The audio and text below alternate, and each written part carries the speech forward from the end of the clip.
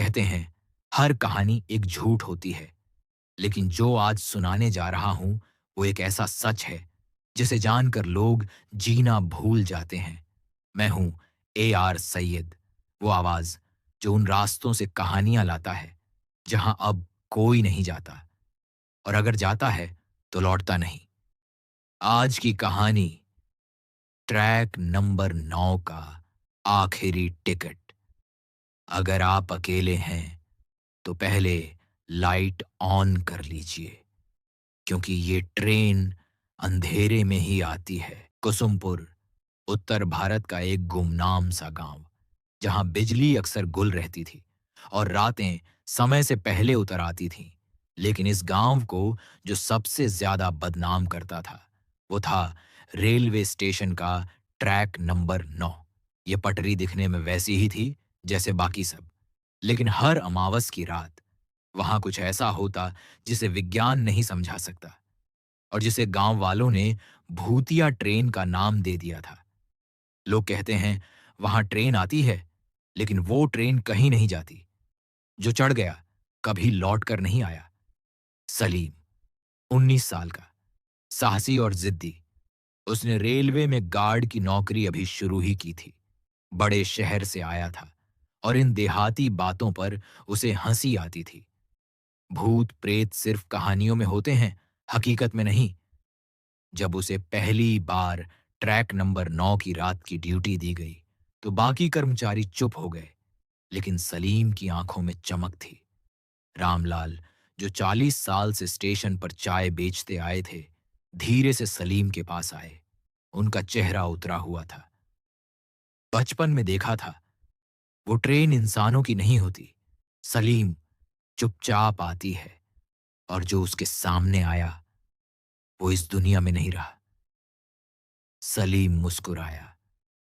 मैं ड्यूटी करता हूं, डर नहीं। पूरा स्टेशन सुनसान, हवा भी ठहरी हुई। कुत्तों के भौंकने की आवाज अचानक बंद हो गई। सलीम ने अपनी टॉर्च, वॉकी टॉकी और रजिस्टर लिया और ट्रैक नंबर 9 की ओर बढ़ा। हर स्ट्रीट लाइट अपने आप टिमटिमाई और फिर बुझ गई। ट्रेन आ चुकी है, लेकिन ये टिकट एक तरफा है। सलीम चौंका। उसने वॉकी टॉकी बंद कर दिया, सोचते हुए कि कोई मजाक कर रहा है। अचानक ट्रैक नंबर 9 पर बिना सीटी, बिना किसी आवाज के एक पुरानी काली ट्रेन प्रकट हुई। कोई इंजन नहीं था। डिब्बों पर नाखूनों की खरोंचें थीं। एक दरवाजा खुद ब खुद खुल गया, बिल्कुल सलीम के सामने। सलीम कुछ पल रुका, फिर धीरे धीरे ट्रेन में चढ़ गया। डिब्बे के अंदर घना धुआं था, सड़न की बदबू, हर ओर सिसकियों की गूंज। कोई नहीं था, लेकिन हर सीट पर नाम लिखे थे। राहुल 2003, फहीम 2007, अनुपमा 2012, और एक ताजा नाम, सलीम। तौसरी सान। धीरे धीरे दीवारों से खून रिसने लगा। फर्श पर मानव हड्डियां बिखरी थीं। सलीम की सांसें तेज हो गईं। उसने पीछे मुड़कर उतरना चाहा, लेकिन दरवाजा लोहे में बदल चुका था। अब डिब्बों में परछाइयां भरने लगी थीं। एक बिना सिर की औरत गा रही थी। एक आदमी, जिसकी आंखें उल्टी ओर थीं, हंस रहा था। एक लड़का छत पर उल्टा लटका था, चिल्लाते हुए, भाग सलीम, वरना तू भी हम जैसा बन जाएगा। काले धुएं से बना बिना चेहरा वाला साया सामने आया। तू हमारा है अब। हर अमावस को तू ट्रेन लाएगा, वरना ये ट्रेन तेरे घर चलेगी। भागते हुए सलीम ने एक डिब्बे में एक दरारदार फर्श देखा। वहां एक डायरी पड़ी थी। उसमें लिखा था, हर कोई भागना चाहता है, कोई नहीं भागता। मैं भी सलीम था, अब बस याद हूं।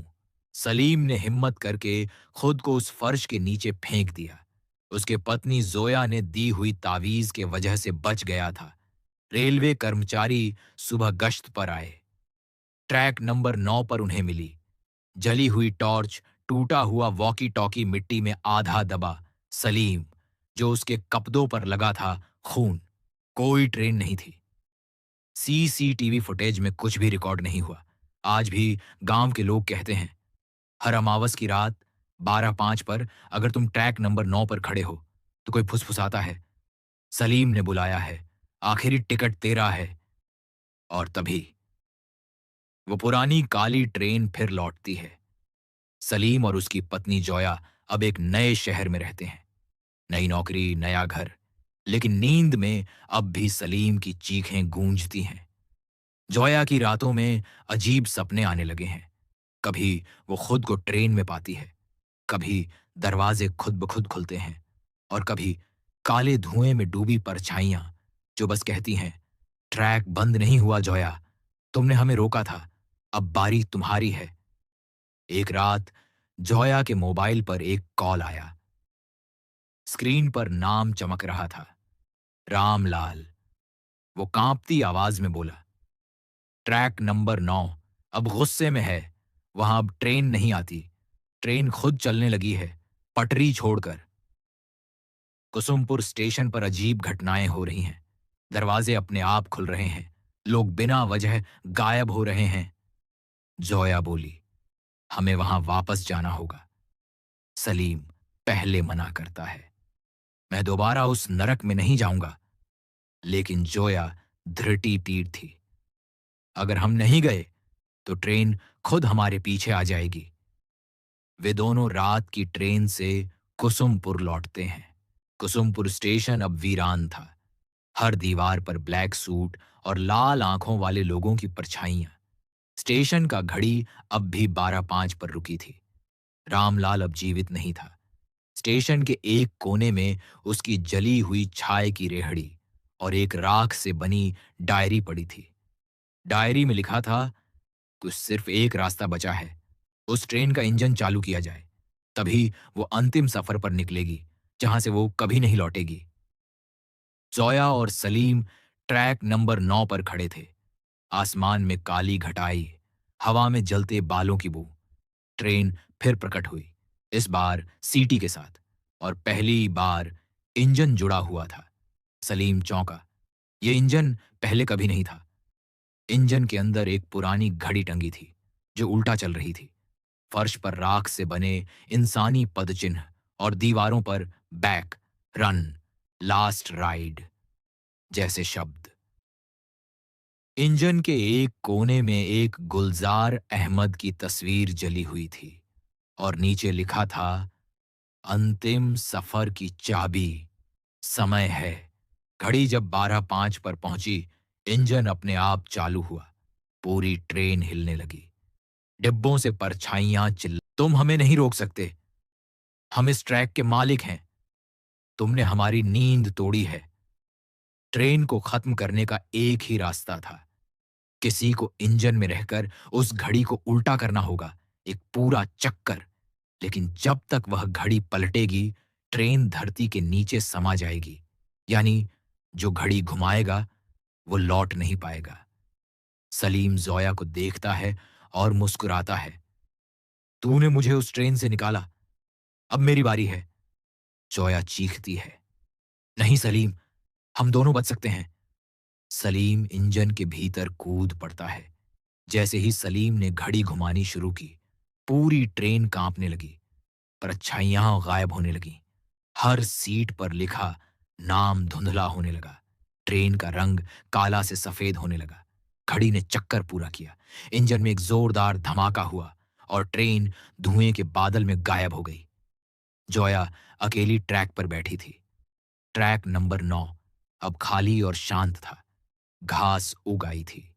स्टेशन की घड़ी अब चलने लगी थी और पहली बार गांव के लोग ट्रैक नंबर 9 के पास बिना डर के खड़े थे।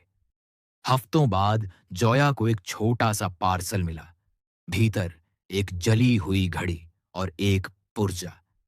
हर ट्रेन की मंजिल होती है। मैं अपनी पहुंच गया। सलीम। कुसुमपुर अब शांत है, लेकिन कहते हैं, अगर कोई रात में कान लगाकर पुराने ट्रैक नंबर 9 पर झुके तो धीमे से सुनाई देता है, आखिरी टिकट कट चुका है।